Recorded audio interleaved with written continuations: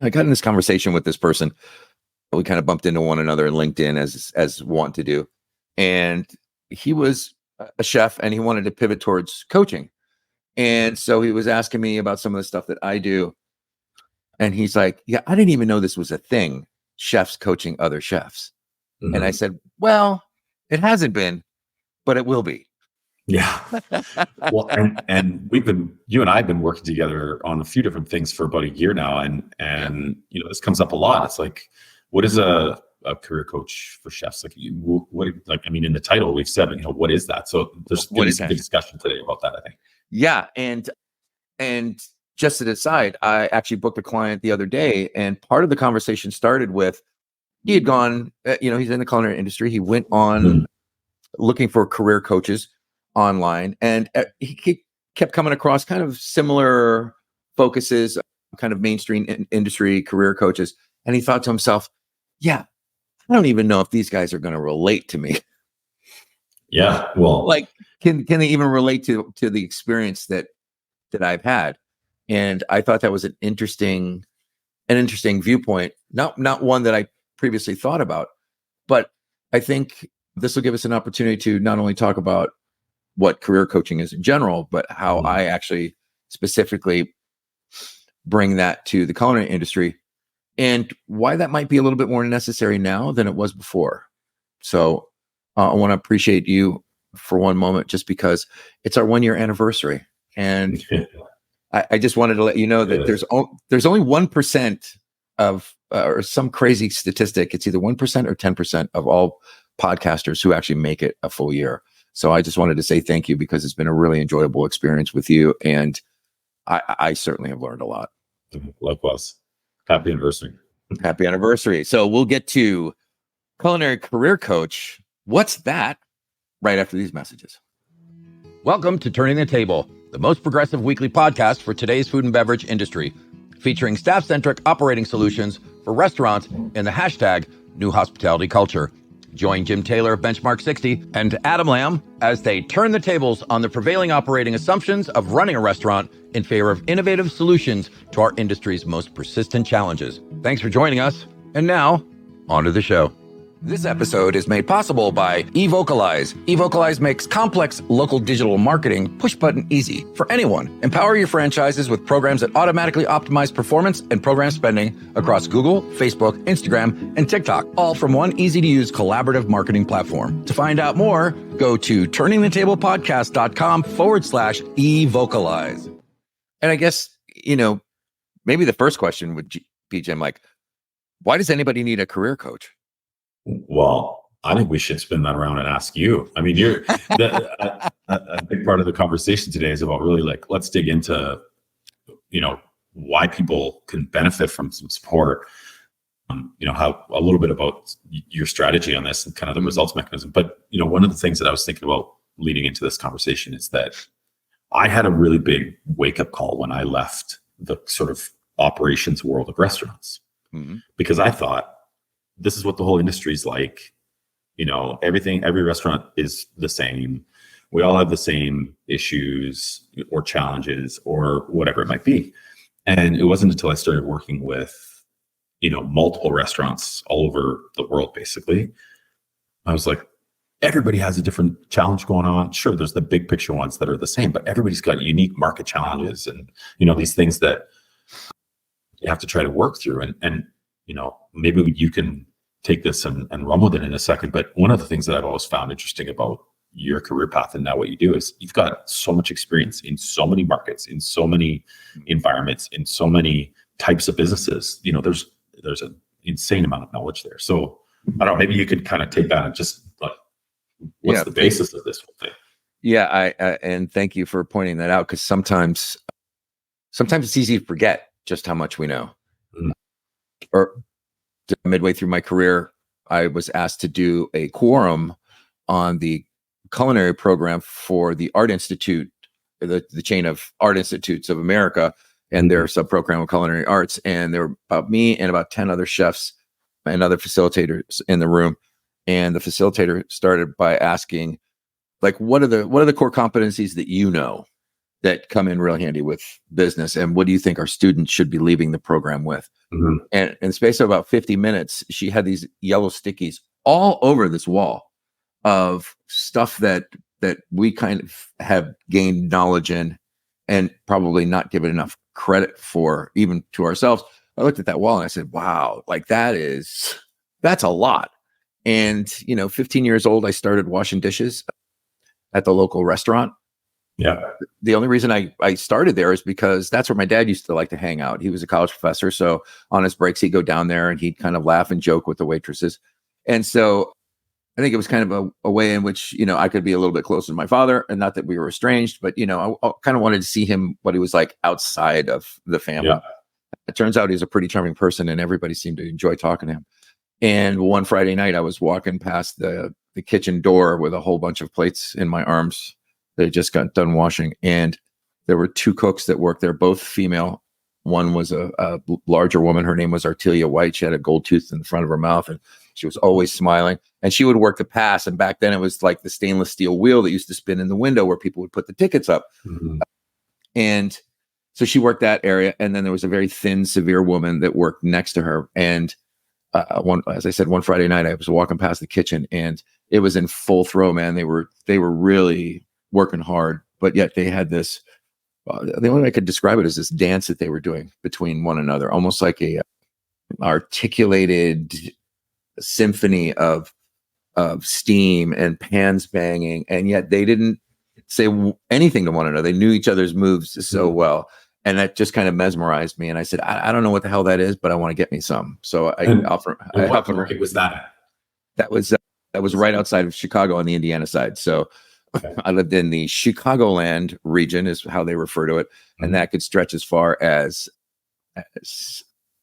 almost to Wisconsin and Michigan, both kind of like at the bottom of Lake Michigan. And so I recognized that if I wanted to go further in my career, I would need to kind of get to downtown Chicago some way, but both geographically and skill level. Yeah. So very often I put myself in jobs that, I talked a really good game. And to your point, I lied a lot, about what I was capable of doing. I went to work at a Greek restaurant and the guy says, can you clean beef tenderloins? And I said, oh yeah, sure. And the very first day I'm standing next to this guy, kind of watching out of the corner of my eye how he was doing it. And I want to tell you, if anybody's ever, peeled silver skin off a beef tenderloin, there's an art to it. And I'm afraid the first couple tenderloins I did, there was more meat in the trash than there was on my table. You butchered it and not in the right way. I think one of my saving graces in my career has been being endlessly curious about things. So I always want to kind of try to figure things out. I see something and it's always a fascination for me. I love organization. I love systems. I never really had an idea of a type of cuisine that I wanted to create, like Charlie Trotter or anybody else. And the thing that really hooked me early was this idea of community within a restaurant, and everybody's in that kitchen working so hard that it builds relationships really, really quickly. And you really know who to depend on and who not to depend on. Mm-hmm. So by virtue of the fact that I worked really hard and I was dependable, I became kind of someone that people could count on. And I got my very first executive chef job relatively early in my 20s, completely unprepared. And by the grace, there was a crusty old guy that was the food and beverage director by the name of Ed Jameson, who used to be a purchaser for the Black Hawk restaurant downtown Chicago. Back in the days when they would actually have to go down to the meat market, and he had a stamp and an ink pad and would go down the lines of these sides of beef, and he'd be checking them out and stamping them for the Black Hawk. And then he'd spend the rest of that afternoon in the office drinking brandy with the guy who was running the house. So Ed took a shine to me, and we both kind of came to this conclusion that even though at first we distrusted one another, we were willing to work together. So I'm here by the grace of several mentors that really saw my greatness before I did, and who really guided me. They allowed me to make a certain amount of mistakes that wouldn't necessarily hurt the guest, but they allowed me to trip and fall because, at that age, I was pretty full of myself and I needed some humility. Yeah. So I got taken down probably in my career, probably like 3 or 4 times where, to quote Anthony Bourdain, there's nothing like the restaurant business to pound some humility into. 100%. So before you go any further, growing up, Yep. did you play sports? Yeah, I was a wrestler in high school. As a matter of fact, at one point, my only dream was to get a college scholarship to Iowa State and wrestle with Dan Grable, who at that time was the United States gold medal champion. And then something happened that kind of put me on a different trajectory. So this need for community, this need for a place to belong, really mattered to me. Yeah. And then you were in at least one, if not multiple, bands, right? Oh yeah, yeah. So, singing in a rock and roll band. As a matter of fact, at the first hotel I ever ran, we put a band together out of people in the kitchen to play the employee Christmas party, and that ended up lasting 15 years. And you can find us on Spotify. The band's name is Naked Ambition. Thank you very much. Amazing. Well, and the reason I asked those two things, like as you're starting to talk about community in the kitchen and the mentorship side of things and letting people fail and how that whole process goes, which I want to dig into that in a minute. But there's also a side of you that's competitive, the athletics thing, creating this competitive nature. And there's a camaraderie thing that exists there, which I'm sure you sort of found in the music side of things. So I always found that your story is really interesting that way. But thank you. So letting people fail. I mean, there's definitely a connection to business, to learning, and to coaching and mentorship for sure. It's one of the things I always found was the hardest as I moved up in management. And I'm hoping you can elaborate on this. One of the hardest things that I always found was, when do you let someone struggle and potentially almost fail so that they can learn through that, and when do you step in and bail them out, right? Yeah, like there's such a fine line there, right? So anyway, do you have to take any thoughts on that? I do, and I have a very quick story. And the other point that I wanted to make is, you mentioned those kind of physical and emotional attributes. The other one I would say is creativity. So the reason I ended up in a band is because I found myself being creative in several different ways. Very often people come to the culinary industry and they think, this is my life, this is all I ever want to do. And typically my very first piece of coaching is, that's cool, now get a hobby. Because in order to have a creative outlet outside of work is a very, very powerful thing, because you can get fed emotionally that way. And it doesn't have anything to do with what you do or how you're making a living, and could very often turn into something lucrative as a side hustle. Yeah. And so to your point about that whole delegation thing, so there was a restaurant in Fort Lauderdale that I was running. It was a seafood restaurant on the Intercoastal, did mad numbers. Typical nights were 700 to 1,000. I think New Year's Eve we did 1,200 covers. And 1,200 covers. Yeah. Wow. You start off with a 350 early bird between 6 and 7:30. And that, warms up the room and gets everybody in action. And there was a guy who I hired as my sous chef, Greg Barnhill, who was a really hot. I mean, he had his own restaurant in Fort Collins, Colorado. I was looking at his resume thinking to myself, what the hell is he applying here for? And will he show me up? But I hired him anyway. And so I knew he could cook fabulously, but I didn't necessarily know if he understood systems and expediting. And in that particular location, there was one printer that was on Expo, and every station, which there were 7 stations, had to listen to the expediter. There were no tickets there. So I got really, really good at expediting, and I loved it. It was, such an adrenaline rush for me. So I said, okay, Greg, you're going to do early birds. Okay, cool. And I stood, kind of out of his way to the side, and I watched him, get in the weeds really, really quickly. And the line was about to crash and burn. And that's when I kind of tapped him on the shoulder and said, okay, I want you to step over here and let me just get you out of the weeds here so that I can, so that we can better understand what the process, which is, you're calling the long cook items on all the tickets, and then you're working the first 4. And at that point, you're pulling plates out of the window and building trays and sending the food runners on their way. And he got to be very, very, very good. So in that case, I wanted him to get in the jam, get in the juice, so that he understood that there was a little bit more to it than what he thought it was. And, there might've been a little humility about it, but I would not allow the guests to suffer and let the line crash, because at that point, that exercise is terrible. Now I've come away from many, many experiences understanding that really the best thing, if you're coaching and mentoring, so real quick to finish. I always thought it was leading people, getting a group of people who may speak 3 different languages from 5 different countries and communicating in a way that each one of them understand, but we're basically going over the hill, telling them what it is to do. Coaching and mentoring is completely different, in which you're actually allowing them this opportunity to not only attune to their guidance, but also to let them make their own mistakes in a way that would drive home the lesson even deeper. The famous trope is, telling your kid, don't stick your finger in the light socket, don't stick your finger in the light socket. And then the kid sticks his finger in the light socket, because very often knowledge unearned represents no value. That's why, a lot of people sign up for a lot of free programs and then never do them, right? They'll sit on their computer hard drive. They won't do it because it doesn't represent any value to them. Hence, have some skin in the game. You got it right there. So it took me a good long time to recognize that within the culinary industry, it could not be about the me. It had to be about the we. As a matter of fact, Greg was standing next to me as I cooked a staff meal for everybody. And I'm kind of standing there proud of myself. Look at what I did. Look, like everybody's so happy. And he turned to me, he said, if you think that cooking them a meal would stop them from gutting you like a fish had they had the chance, you're completely wrong. I'm like, what? Because no amount of food is going to make up for, basically the abuse and the hard. It wasn't abuse, but it was just a very, very hard operation to run. So I was hard on all the people. And for a long time for me, it was about the mission as opposed to the people.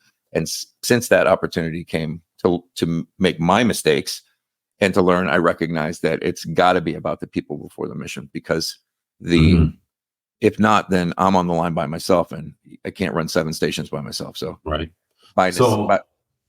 Sorry, finish your thought there. It was kind of, it's by necessity in order to be successful to invest in your people. And, 20 years later, Greg hired me as his sous chef at one of the oldest resorts in the United States, the Omni Homestead in the western part of Virginia. And I hadn't been a sous chef for 30 years. And I was actually out of the industry for a while. I was going to take a different path. And just like the old mob thing, I thought I was out and then they pulled me back in. So I was separate from my partner who would go on to become my wife. But, she was down in Florida. I was in Virginia. I'm like, I don't understand why I'm here. Like, I just don't get it. Like this just, and she says, well, why don't you just be where you're at and have what you have? Why don't you just be there completely? I'll come up and visit. You can come down and visit. But, this whole splitting yourself emotionally is not going to do anything for anybody. And so I took her advice and I recognized that I had this superpower, which was basically running around this resort, having 1,000 conversations a day, just checking in with people, developing these deep relationships, creating a community within our particular department, which at peak was 150, 160 associates, a large portion of that made up by J1 and H2B visas. And so there'd be like a clique or a group coming from the Philippines or India. And very often, they would take over as the crew in a particular outlet. And that meant not only that I had to ramp myself up culturally in order to motivate and teach them, but also to give them an opportunity again to kind of oh, you think you got this? Cool. I'm just going to stand over here while you try to get this done. So this idea of building community from within, building really specifically good communication skills, relationship building has been a large portion of my success. And I also recognize it's not anything that's taught in culinary schools. And, if you're in the insurance business, and you're going to manage a team, you might have 6 months to a year training before you're even allowed to manage that team. And because our environment moves so fast in a few other different scenarios, very often nobody gets a chance to learn that until they're in the mix. And communication skills, leadership skills, relationship building skills, that's not really on the job training, doesn't necessarily make that a good thing. Right? Yeah. So hard to build those skills while you're cutting fish. Totally. And there's a big difference between, I think, management and mentorship coaching, right? Yeah. So, I think one of the things that I'm curious about, and maybe you could talk a little bit about, is, you obviously had a really interesting and exciting path up through your management career, right? And learning some lessons and some skills along the way. Yeah. So, but let's fast forward to now. Yep. what's your process with people? Like someone comes and you identify somebody, or you get in touch with somebody, you get introduced to somebody, and they're like, listen, I'm in this position. I love the industry. I love my career. I need to get, over the hump. I really want this next role, or this next, bump in compensation, or this next opportunity. And I need some help. Like what's the process? How do you interact with that? Yeah, I built up this framework that I found very helpful for myself, and it's lent itself very well to my coaching practice. As a matter of fact, I have 100% success rate amongst all my coaching clients, some going back to their place of business or employment with a renewed vigor and a grounding that is not necessarily passion, but it's a great way to be in that. It's passion lends itself to ups and downs, whereas being very well grounded and neutral in your position means that stuff can happen around you and you're not necessarily getting taken off. So the very first thing is, there's a very detailed initial assessment that I have them go through, that even though those questions might not necessarily be about work, certainly to me illuminates some opportunity for them. And then there's an initial discovery call in which we kind of dig in and see where they're at, where they want to go, and what's standing in their way. So what's the gap between where they are and where they think they should be. Now, I'd love to be able to say that that's all mechanics, but it's not. Very often there's some emotional components, and there may be some work that maybe they've been hesitant to do. I had a client whose parents owned 3 restaurants in middle of Ohio. She had been tapped on the shoulder to run them. Her mother did most of the work. And sometimes that mother-daughter relationship doesn't really work very well. And I went there on a site visit, and Mindy's okay with me telling this story, but Mindy and I went out for lunch, and I said, is this anything you really want to even do? Right? Because I saw the tension between them, and it didn't look like her mother was going to just leave and hands off. It wasn't going to be that simple. And as it turned out, she let that question in and is now at university studying to be a counselor. And she wants to counsel people in the hospitality industry because of what her experience was like. It can be fairly traumatic to be in this industry if you're not prepared for it, and you carry that trauma with you from job to job to job. So after those 2 processes, then it's a discovery process around what are your core values. So core values are different than what you're really good at. Core values are like what's non-negotiable. Do you need autonomy? Do you need support? Do you need clear communication? What are those things that you are unwilling to negotiate away? Because very often we're taking jobs because of a financial hardship or whatever, and don't really get to ask ourselves those questions. So to be in this discovery process of, okay, so what's my why? How do I actually make that why live in the world?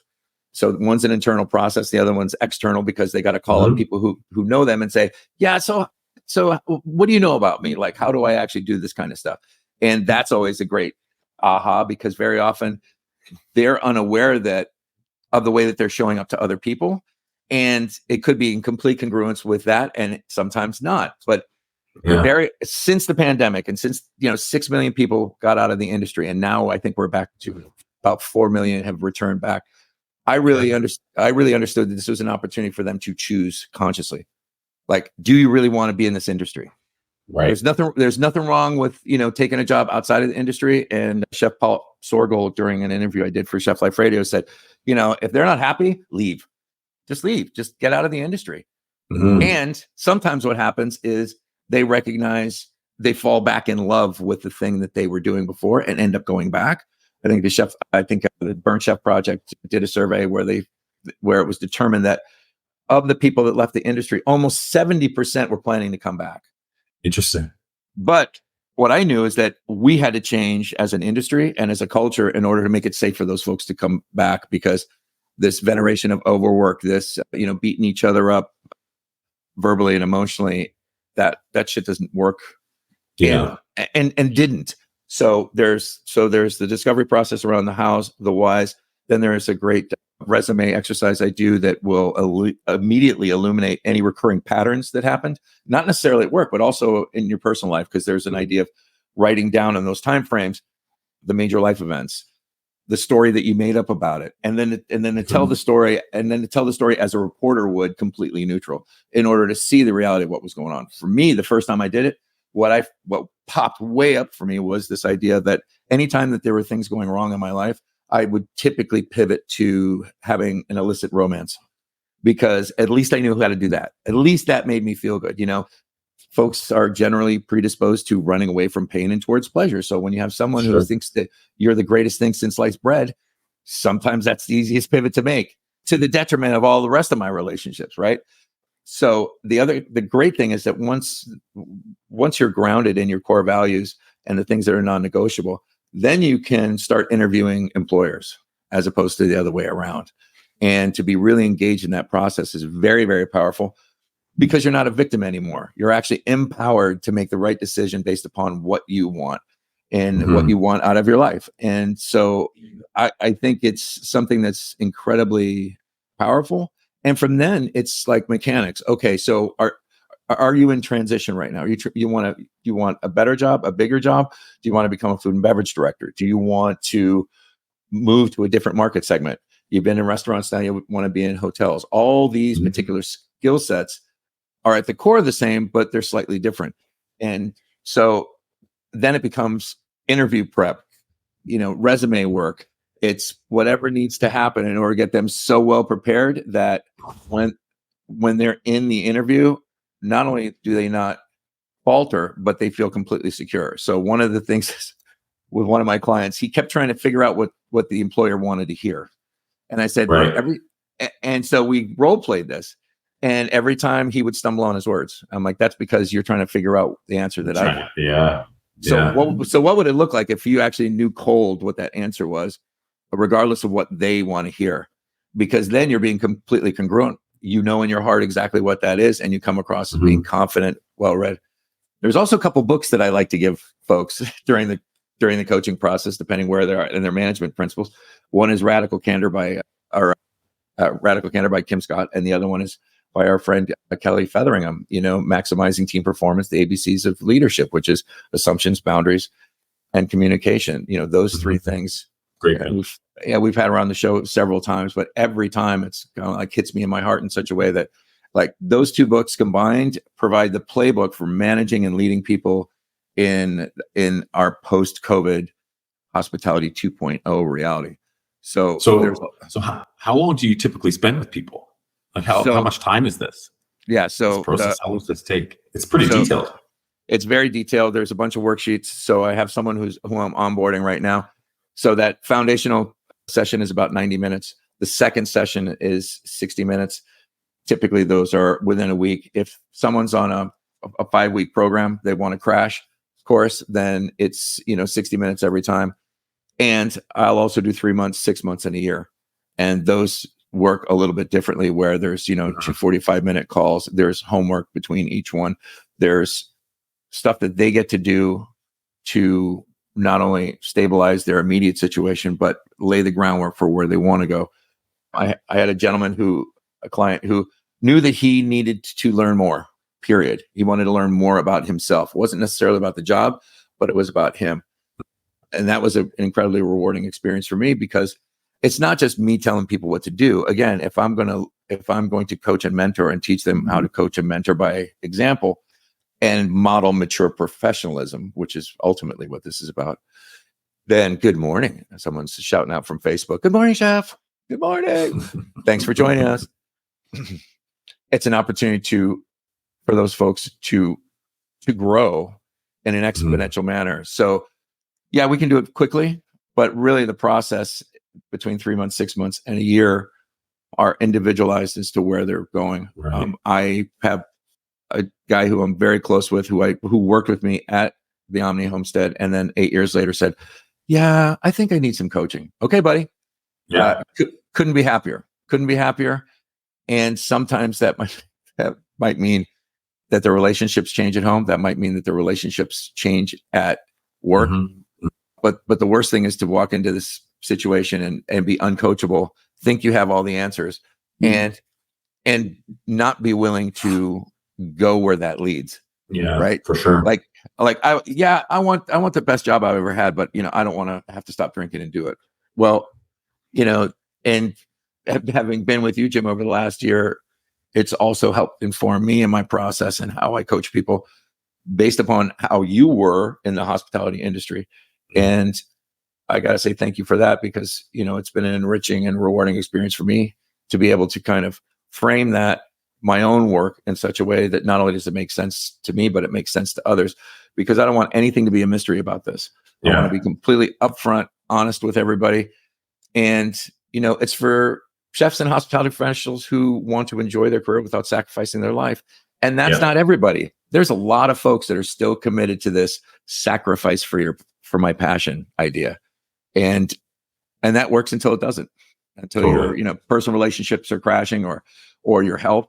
The other part of this is there's always going to be a part of my coaching that is about creating a practice of self-nurture and self-care. Mm-hmm. For me, nothing in my life ever changed until I was ready to let go of my bullshit story. Mm-hmm. I'm not going to listen to my own bullshit anymore. I'm going to ask for help, because Einstein once said, you can't solve a problem with the same mind that created it. So very often we need an outside perspective.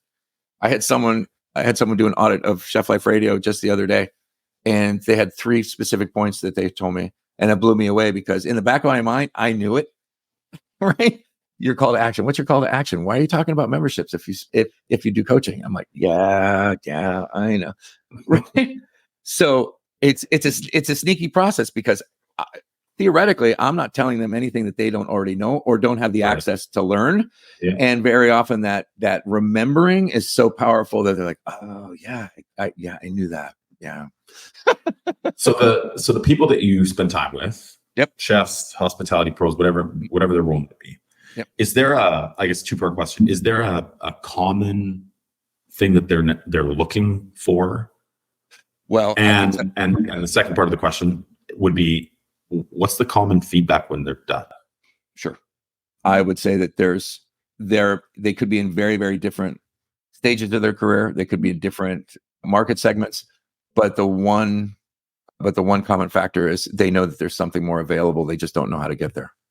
And that's where I get to come in. The feedback that I've gotten, I just celebrated with someone the other day because they just got the job of their dreams and they didn't even know that they wanted it. Nice. I said, well, how are you? And she said, I haven't been this good in years.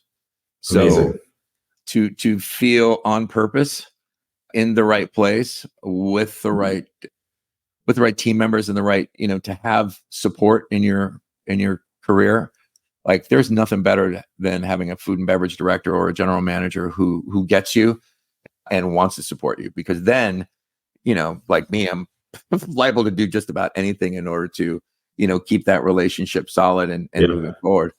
At the same time, I want to make sure that I don't sacrifice my family, my friends, my own self-nurture, because at the end of the day, I talk about this all the time, this self-identification as a chef, as who I am versus what I do, simply because the standpoint that at some point you're going to have to hang your apron up.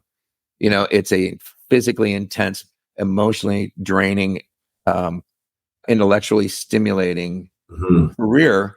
And yet there's going to be a moment where you're going to have to walk away and pick something else, whether that's a different market segment like healthcare, or turn to teaching because you want to give back. But at some point you get to hang up your apron and you can't be aligned with that anymore. So if you're, then who are you? Are you still a chef? Are you a former chef? I mean, identity is a big part of it.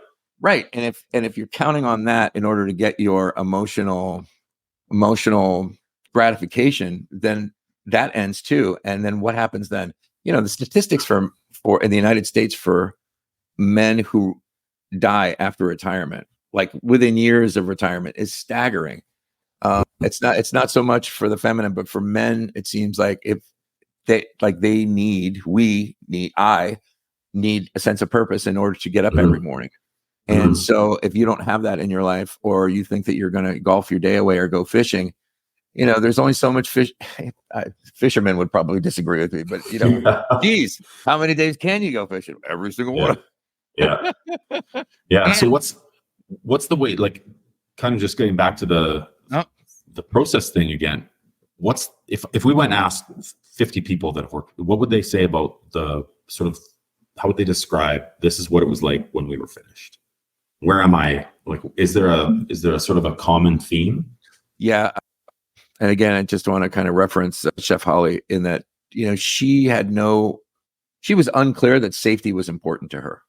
She had got unceremoniously dumped at a resort after putting in 9 years without necessarily even any feedback from anybody. They just put her on leave pending investigation, whatever the hell that means, because a new company had taken it over and wanted to put in there and install their people, like many do. But for her, this idea of emotional safety was so powerful. And yet she recognized that that was the thing that she could give to others that would matter the most. Very often those things that we didn't get enough of as we were growing up, instead of us clinging to that, like we really, really need it, that should be an immediate giveaway that that's actually our gift to give to others, which I know is kind of a heady concept, but very often it's like, I knew that, but I didn't really know how deep that went. And working with you, like, again, to come back to this point, what I really want is for you, Chef, or for you, Jim, or anybody to have their own connection to their own guidance, because that, and to be able to trust that, like that gut feeling, like the situation is not working. And yet you still sit there and grind and make some terrible sacrifices. So to be able to be reconnected to your own guidance, so that your own guru, so that from now on you're your own best advocate, that's a powerful, powerful thing. Yeah, for sure. And so, we've talked a lot about your career, how you've kind of gone through this process of learning and changing. And, the Einstein quote is genius, obviously. Einstein. And a little bit about kind of like, okay, here's where people are at when they start. Here's where people are at, through the process. I mean, there's so much value in this type of support for people, especially in the restaurant industry, I think, because I was one of these people, but so often on the job training is what it actually means is like, here's the keys, you're in charge. We changed your title on the schedule, so away you go. Right. And those people are left to really kind of, in a lot of cases, struggle their way through trying to learn a lot of these skills. So, I think what you're doing is great for the industry, and there's a lot of need for it. Thanks. I mean, I actually had to leave the industry in order to learn some of these things. I had to leave the industry to take a actual coaching course to learn how to coach people. Again, telling people what to do is, can be qualified as leadership, or at the very least management. But in order to be a great leader, you have to be invested in someone else's welfare and someone else's growth. And that's not necessarily always apparent. So for me, it's a legacy project to give back to the industry. It's Chef Life Coaching. It's not Adam Lamb, the Chef Life Coach, because I am looking for others to partner with. So not only we can grow the brand, but we can also grow the availability of this type of coaching to more people, because they might not think they need it now, that they can kind of struggle along, that they know what's best. And sometimes that's true, and sometimes it's not true. Again, to have an outside perspective and say, so you don't think this is causing you a problem when, you're in the middle of, talking about getting divorced with your wife, or whatever that conversation is really, really powerful. So, underneath that umbrella of leadership, the three pillars are relationship building, communication skills, and community building. And with those three skill sets, any chef can become a magnet for folks who want to learn in the industry, become the preferred employer on their block, as long as they're in congruence with, the core values of the place that they work at. And if not, to have the understanding that the skill sets that we build up, that wall with all those yellow stickies, are transferable to any industry. And there's a lot of industries out there that need the type of, program management, leadership, mentorship that we learn in our industry, that a lot of us take for granted. Like, what do you mean? Well, dude, it's just, the product's the product, whether it's a plate of chicken or an ebook or a building, it's all the same. And it's just, so what's our process to get there? Amazing. So as you and I have been doing this now for a year, we try to always make sure that there's some takeaways for people, right? Yep. So I know that you've probably got a few things prepared here, but Sure. if I'm a hospitality professional, a chef, an up and coming, whatever it might be, a future rock star in the industry, Yeah. what are three things? What do you recommend that people consider around this concept? So the very first thing I would say is, if nothing else, make sure that you get the 2 books, Radical Candor by Kim Scott and Maximizing Team Performance, the ABCs of Leadership by Kelly Featheringham. Those are 2 really great places to start. I'm not advocating that you go out and get a coach, although depending on where you want to be, I have a coach. I know you have a coach. Some people have several different coaches. Yeah, and again, a few actually. Yeah. Understand that, you will be continually learning and growing throughout your career and may need some support from time to time, primarily from the standpoint of, like, it feels really good to have yourself being got by someone else, right? That's not aligned with your work, and that's not aligned with your relationships, right? You could go home and have that, or go to work and have that, but how do you actually know where the true is until you get someone from the outside go, like, yeah, man, you're right. You're right on the path, man. You're doing great. Keep going. So the best example I have of anyone that I've ever met in my life around why coaching is important, or just not why coaching is important, but that just it is, and it provides value and all these different things.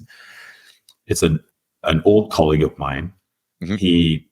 I actually used to work for him. He might have even hired me. I can't remember exactly, but definitely promoted me a few times throughout my career. He's probably 35 years older than me. He's retired now. He's in his 70s. He has 5 different coaches, and he's in his 70s. One of them is his financial coach. One of them is his nutrition coach. One of them is his golf coach. One of them is his tennis coach. And one of them is his bridge coach. Because the things that he's passionate about and that he knows are important in his life, he wants to continue to be learning and be successful at. So he has coaches. He has a bridge coach. I mean, I didn't even know that was a thing.